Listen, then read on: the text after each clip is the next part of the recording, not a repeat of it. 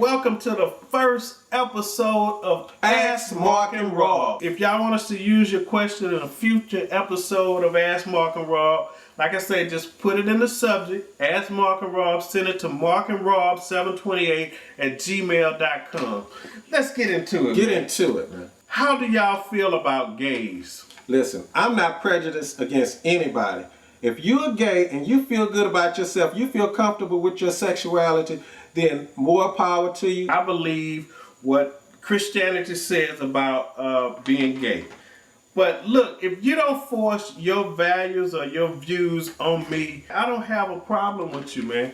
And since we're on the subject of gay, Houston, Texas just elected Anise Parker, the first openly gay mayor of a major city, man. Think about that, man. That's interesting. That's interesting. Y'all don't have to tell us what y'all think about that. Number two, my boy, he sent us a question. He asked us, I don't want to put him out there like that by saying his name, but he said, okay, I have this friend. We're kind of dating, and every time I call her, she's busy studying or something like that. And then I noticed that she have this other friend that's a male that she makes time for, man.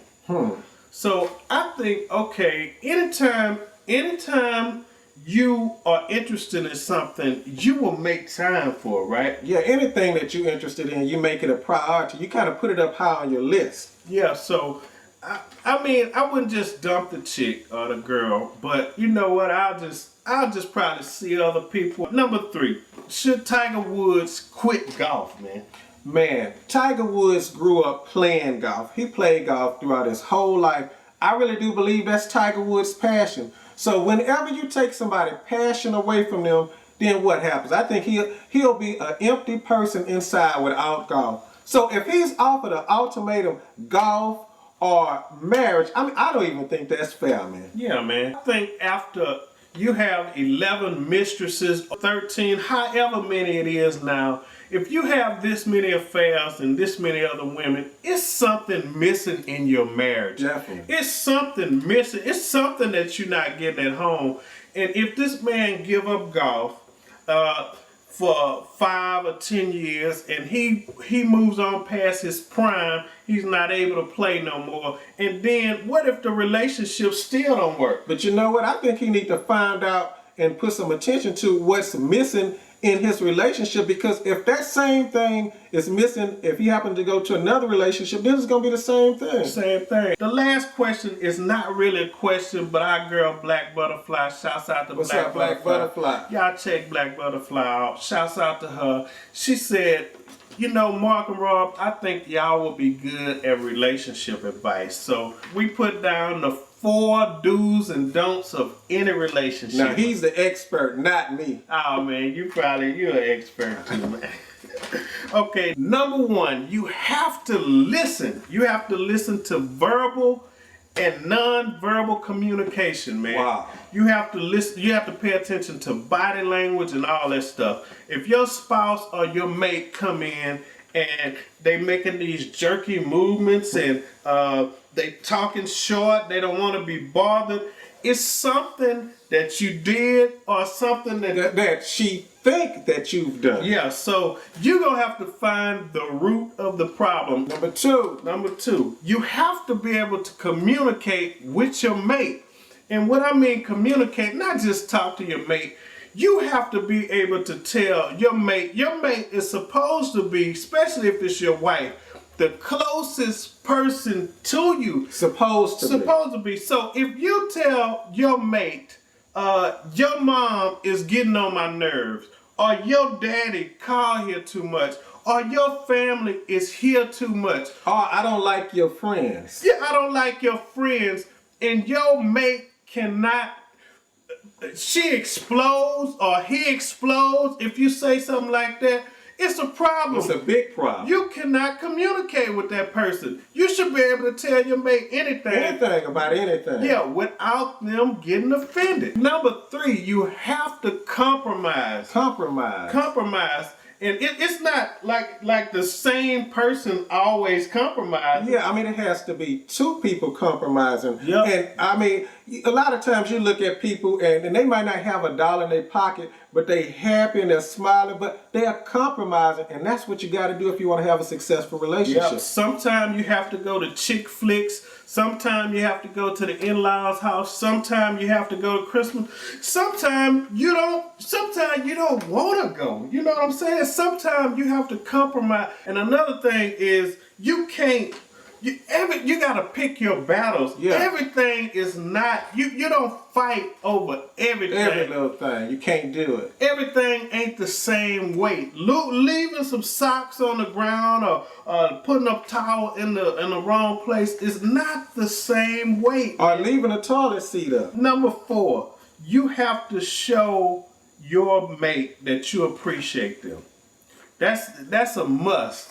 And I mean, I made this mistake one time, and it was crazy, man. I got in so much trouble behind this. What is that? What? Okay, Valentine's Day. We was together. Oh, okay. We stopped at the store, and I didn't even get a card, man.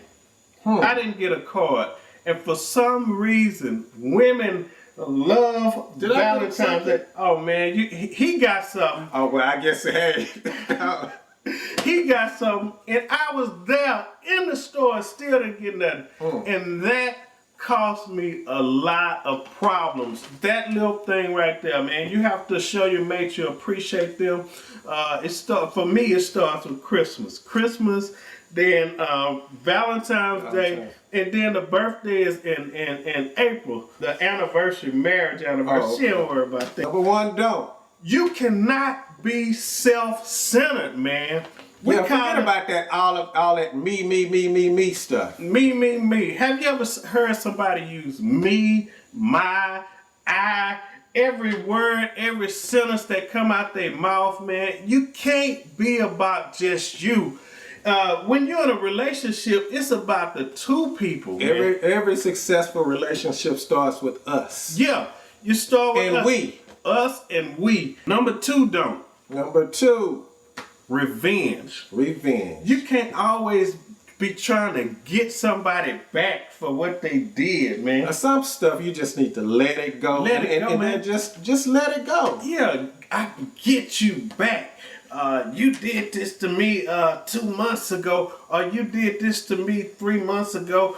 Back in 1993, you said this to me. And taking them notes and remember what somebody said, you can't be getting somebody back, man. Getting them back. If your relationship is important to you. Yeah.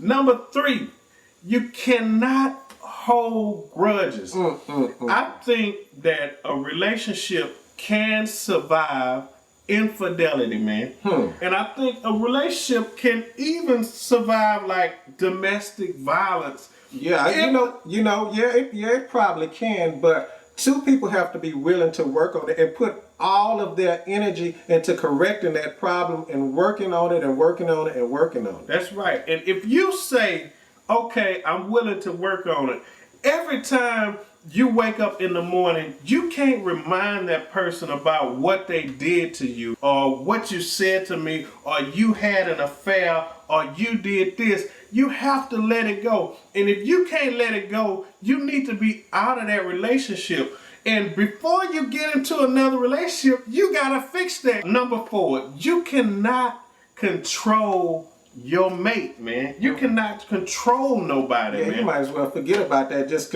worry about controlling your own self. You have to give that person some space. You do stuff together, but it's a delicate balance, man. Yeah. So you can't control your mate. So that's the 4 do's and don'ts of any relationship, man. I asked my wife, I said, so what do you think the secret to success of a successful marriage is?